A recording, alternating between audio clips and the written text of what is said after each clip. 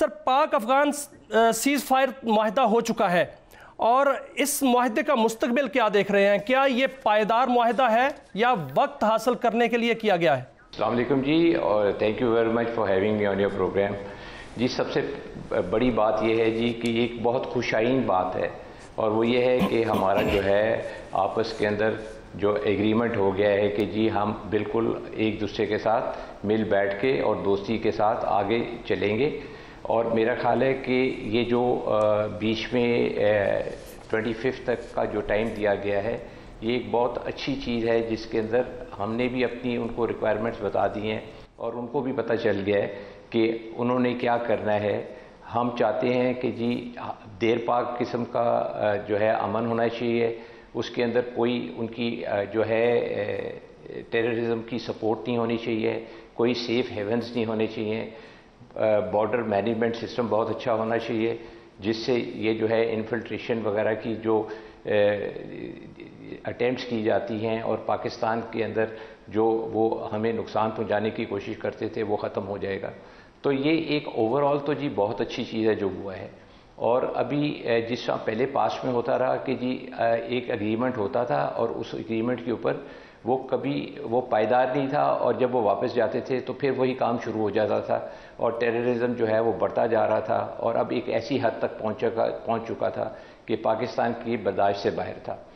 अब मेरा ख्याल है कि ये जो अभी जो इंटरम टाइम जो 19 से लेके 25 तक दिया गया, उसके अंदर जब अब टर्की में इंशाल्लाह जब दोबारा से रिज्यूम होगी टॉक्स, वहाँ पे जो एग्रीमेंट साइन होगा जिसके सालिस हैं, जिसके अंदर टर्की भी है और कतर भी है, इसका एक जो मुस्बत जो असर होगा वो इस एग्रीमेंट के ऊपर वो ये होगा कि इसके अंदर गारंटर्स होंगे, और ये जो है 1 to 1 जो है जिस तरह पहले होता रहा उस तरह नहीं होगा।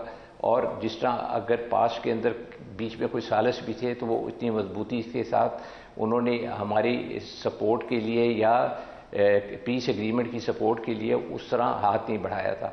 तो मेरा ख्याल है ओवरऑल अगर देखा जाए तो ये एक बहुत अच्छा स्टेप है, बट इसके अंदर कुछ लिमिटेशंस भी ज़रूर होंगी, और वो लिमिटेशंस ये हैं कि ये जो इस वक्त रजीम है अफ़गानिस्तान के अंदर वो कितनी मजबूत है और वो इसको कितने ज़ोरदार तरीके से इम्प्लीमेंट करा सकती है, ये वक्त बताएगा। लेकिन हमें कभी भी जो है वो नेगेटिव तौर पे ये चीज़ को नहीं देखना चाहिए और पेसिमिस्टिकली नहीं देखना चाहिए। हमें इसको इस तरह देखना चाहिए कि ये एक अच्छा एग्रीमेंट है और इंशाल्लाह आगे चल के ये पाकिस्तान के लिए और अफगानिस्तान की सालमिती के लिए बहुत बहुत इम्पोर्टेंट होगा। बिल्कुल सर, और उसका जो एंड रिजल्ट होगा जी जी बिल्कुल सर, इसमें उम्मीद तो यही की जा सकती है कि ये खुशाइंद होगा। लेकिन सर, जो भारत और फितनातुल खारिज है, इन्होंने एक साजिश की और दोनों मुल्कों को लड़ाने की कोशिश की और अब सीज़ फायर हो गया। आप क्या समझते हैं कि जो अबूरी हुकूमत है, अफगान अबूरी हुकूमत, वो भारत की साजिश को बांप गई है या वो साजिश का शिकार रहेगी? क्योंकि भारत तो हर सूरत चाहता है कि दोनों मुल्क लड़ें और वो फ़ायदा उठाए। लेकिन जी भारत अपनी प्रॉक्सी वॉर तो लड़ना चाहता है अफगानिस्तान के थ्रू, लेकिन अफगानिस्तान को भी ये मालूम होना चाहिए कि ये जो प्रॉक्सी वॉर वो करने की कोशिश करवा रहे हैं, ये एक तो चीज़ चलने वाली नहीं है, और दूसरी बात यह है कि भारत तो कभी किसी के पीछे खड़ा ही नहीं हुआ, वो तो इनके पीछे से भी हट जाएगा। और अफगानिस्तान को ये पता होना चाहिए कि पाकिस्तान उनका नेबर है, भारत नहीं है, और पाकिस्तान वो मुल्क है जिसने हमेशा बुरे वक्त के ऊपर अफगानिस्तान का साथ दिया। आप देख लें, जिस वक्त सोवियत इन्वेजन हुई तो उस वक्त भी हम उनके साथ खड़े थे, जिस वक्त उनके ऊपर अमेरिका ने कब्ज़ा किया हुआ था और वो वहाँ पे आके बैठे हुए थे तो उस वक्त भी हम उनके साथ थे और हम उनको सपोर्ट करते रहे। तो अफ़गानिस्तान को तो ये मालूम होना चाहिए कि पाकिस्तान का एक बहुत बड़ा रोल है, और जो है इसके अंदर भारत जो है वो उनकी वो मदद नहीं कर सकता तो जो वो समझते हैं। और अगर थोड़े बहुत पैसे लेके अगर वो उसमें उनकी खुशी थी तो वो अब उनको पता चल गया है कि उस पैसे लेके तो है फिर उनको यहाँ से जो जब मारपीट होगी और जिस तरह अभी उनके ऊपर अटैक हुआ और जो भारत की शहर पे उन्होंने हमारी पोस्टों के ऊपर अटैक किया, तो उसका एंड रिज़ल्ट क्या निकला कि उन्होंने 5-6 पोस्टों पर अटैक किया, हमने उनकी जो है वो 30 से 35 पोस्टें ख़त्म कर दी। उनके जो लीडरशिप थी उसके ऊपर भी फिर हमने उनको बताया कि देखें आप ये काम नहीं करें, और उनके जो है हमने battalion headquarter, brigade headquarter, division headquarter उनके ऊपर अटैक किया। आप देखें कि पाकिस्तान एयरफोर्स का एक बहुत कामयाब ऑपरेशन हुआ उनके अगेंस्ट, जो कि काबुल में भी हुआ, कंधार में भी हुआ, और फिर मैंड अनमैंड एयरक्राफ्ट दोनों हमने इस्तेमाल किए। फिर बॉर्डर के ऊपर हमारी आर्मी ने उनकी पोस्टों के ऊपर जो है वो कब्ज़ा कर लिया। तो ये देखें, बॉर्डर तो हमारे साथ लगता है, जब बॉर्डर हमारे साथ लगता है तो उनको, और फिर वो हमसे फ़ायदा उठाते रहे। और देखिए हमने 46 ईयर्स तक, ये जो है 46 साल हमने अफ़गान मुहाजिरीन को अपने मुल्क में रखा, और अभी जो है हमें कुछ प्रूफ करने की ज़रूरत है कि क्या हम बेहतर हैं या भारत बेहतर है। बिल्कुल सर, हम बेहतर हैं ये समझनी चाहिए उनको। सर ये अबूरी हुकूमत को समझना चाहिए कि पाकिस्तान बेहतर है। आपने बॉर्डर की बात की, जो मुआहदा हुआ है उसमें बॉर्डर का लफ्ज़ था जो कि उन्होंने बाद में जो है हज़फ कर दिया गया, इसको किस तरह देखते हैं? और दूसरा ये फरमाइएगा कि भारतीय आर्मी चीफ ने फिर गीदड़ बबकी लगाई है और उन्होंने कहा है कि संदूर 1 जो है वो मुकम्मल हो गया, संदूर 2 पर जो है वो हम आ रहे हैं। और इसमें राजनाथ जो उनके वज़ीर दिफा हैं उन्होंने भी एक जो है लंबी छोड़ी है, उन्होंने कहा है कि ब्रह्मोस मिसाइल जो है उससे पाकिस्तान का हर इंच जो है वो उसके निशाने पर है। तो सर फरमाइएगा कि क्या हमारे अगर ऐसी सूरत हाल होती है, वो हमला करता है, तो पाकिस्तान भारत के एक एक सूत्र को भस्म करने के लिए कितनी सलाहियत रखता है?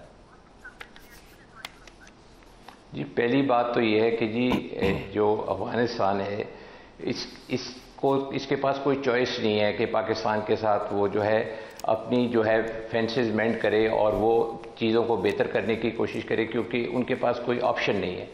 अगर उनके पास कोई ऑप्शन थी तो वो ख़त्म हो चुकी है, क्योंकि हमारा सब्र का पैमाना लबरेज हो चुका हुआ है। तो दे के not further go head with the terrorism, और वो जो दे के नॉट होल्ड दी टेररिस्ट, ना ही वो उनको उस तरह सपोर्ट कर सकते हैं, ना उनको वो सेफ हेवंस दे सकते हैं। बाकी बात रहेगी एग्रीमेंट की, तो एग्रीमेंट देखें वो इस एग्रीमेंट पे पीछे किस तरह जाएंगे, जिस वक्त बीच में 2 सालिस होंगे और उनके साथ ये साइन करेंगे बैठ के। तो मेरा नहीं ख्याल कि ये जो है एग्रीमेंट जो है फेल होने का कोई चांस होना चाहिए। लेकिन फिर भी जैसा मैंने आपको कहा, अंदेशा ज़रूर हो सकता है, लेकिन उसके ऊपर भी उनकी अक्लमंदी होगी। बाकी रह गया संदूर 2। संदूर 2 देखें जी, संदूर 2 और संदूर 1 के अंदर कोई फ़र्क नहीं होगा, क्योंकि जिस तरह संदूर 1 के अंदर पाकिस्तान आर्म फोर्सेस ने उनको मुंह तोड़ जवाब दिया। आप देखें 6 और 7 की रात को हमने उनके 7 त्यारे गिरा दिए, एक हेरोन गिरा दिया। फिर उसके बाद हमने जो है 34 उनके स्ट्रेटेजिक टारगेट्स को अटैक किया, और फिर उसके बाद हमारी पाकिस्तान आर्मी ने भी उनके ऊपर जो है वो फतेह मिसाइल के अटैक्स किए। तो अगर आप देखें कि हमारी जो लीडरशिप है फील्ड मार्शल आसिम मुनीर की क़यादत में, उसने बड़ा मुंह तोड़ जवाब दिया है भारत को, और मेरा नहीं ख्याल कि वो दोबारा ये हिम्मत कर सकेंगे। और मेरा ख्याल है कि जो हमने अफ़गानिस्तान को भी मुंह तोड़ जवाब दिया, वो भी यही आर्म फोर्सेस हैं। और इसके अंदर हमारी पाकिस्तान एयरफोर्स के जो चीफ़ हैं उनका एक बहुत बड़ा रोल है। और एयर की जो मीडियम जिस तरह हमने इस्तेमाल की भारत के ख़िलाफ़ और अफ़गानिस्तान के ख़िलाफ़, तो ये पाकिस्तान का एक एयरफोर्स का एक बहुत अहम रोल रहा है इसके अंदर, और आर्मी की सपोर्ट के लिए। तो मेरा नहीं ख्याल कि पाकिस्तानी आर्म फोर्सेस की प्रेजेंट जो इनकी रेडीनेस है और इनकी जो प्रोफेशनलिज्म है, इसके मुकाबले में भारत किसी तरह से भी खड़ा हो सकता है। और संदूर 2 का कोई चांस है? मेरा नहीं ख्याल, क्योंकि आप देखें ऑन ग्राउंड प्रैक्टिकली आज तक कुछ चेंज नहीं हुआ जब से हमारी ये जो है सीज़ फायर हुआ था 10 मई को भारत से। उसके बाद क्या चेंज हुआ है? उन्होंने कोई नया वेपन खरीद लिया है, उन्होंने कोई ऐसी चीज़ खरीद लिया, और ये वही ब्रह्मोस की अगर वो गिद्दड़ बत्तियाँ लगा रहे हैं तो वो हमें भी मालूम है और उनको भी मालूम कि ब्रह्मोस की एक्चुअल वैल्यू क्या है, और ये वो कितना वो जो है वो इफ़ेक्टिव वेपन है। बिल्कुल भी नहीं है जी, वो उसके अंदर अपनी इनएक्यूरेसीज हैं, और अब मैं उसकी डिटेल में नहीं जाऊँगा क्योंकि उसके लिए बहुत टाइम लगेगा। लेकिन इतना मैं आपको बता सकता हूँ कि ब्रह्मोस जो है उसकी वो जो जिस तरह वो अपने आप को प्रोजेक्ट करते थे वो उस तरह नहीं है, और जो वो कहते हैं कि हमें सक्सेसेस अचीव हुई हैं वो भी उस तरह नहीं है। एयर मार्शल साहब, भारतीय मीडिया जो है वावेला कर रहा है कि उनके पास PL-15 की जो है वो डमी आ गई है, वो उससे जो है अपना एक ऐसे मिसाइल तैयार कर लेगा। और दूसरा उन्होंने ये भी कहा है कि PL-18 जो है वो पाकिस्तान लेने जा रहा है। क्या हम PL-18 जो है मिसाइल लेने जा रहे हैं? देखिए जी, पहली तो बात यह है कि PL-15 का अगर उनको कुछ मिल भी गया तो कोई उससे कोई फ़र्क नहीं पड़ता। और इस तरह नहीं होता कि जी आपको अगर मिसाइल के कुछ पीसेस मिल जाएं या कुछ उनकी कोई चीज़ें मिल जाएं तो आपके पास वो फार्मूला आ जाता है वो मिसाइल बनाने का या उसका कोई तोड़ ढूंढने का। पहली तो चीज़ ये जो है ये गलत है, क्योंकि पाकिस्तान ने जब PL-15 एम्प्लॉय किया तो उन्होंने मल्टी डोमेन ऑपरेशन में अप्लाई किया, जिस तरह हमारे चीफ ने हमारी मल्टी डोमेन ऑपरेशन की तैयारी कराई थी। और ये पूरा मल्टी डोमेन ऑपरेशन जो था वो इम्प्लीमेंट हुआ था, जिसके अंदर साइबर था, इलेक्ट्रॉनिक वॉरफेयर था, स्पेस था और इसके अंदर और काफ़ी दीगर चीज़ें थी। लेकिन ये याद रखें कि अगर वो समझते हैं कि ये वाली चीज़ें भी उसके साथ मिसाइल की उनको मिल गई हैं तो ये उनकी भूल है, वो तो उनके पास नहीं है ना। जब तक आपके पास पूरा एक फार्मूला नहीं है उसको एम्प्लॉय करने का या डॉक्ट्रिन को एम्प्लॉय करने का, तो वो तो आपको मिसाइल वो वाली रिजल्ट्स नहीं दे सकता जो आप सोचते हैं। दूसरी चीज़, आप PL-18 की बात करें, ये PL-17 जो मिसाइल्स हैं ये उसके ऊपर लगते हैं J-35 के ऊपर। और हमारी चूँकि मेमोरेंडम ऑफ अंडरस्टैंडिंग साइन हो चुका हुआ है चाइना के साथ और वो इंशाल्लाह कुछ अरसे में हमें जहाज़ मिल जाएंगे। जब वो जहाज़ मिलेंगे हम उम्मीद करते हैं कि उसके साथ हमें वो वाले मिसाइल्स भी मिलेंगे और जिससे हमारी रेंज जो है वो 400 किलोमीटर तक या उससे ज़्यादा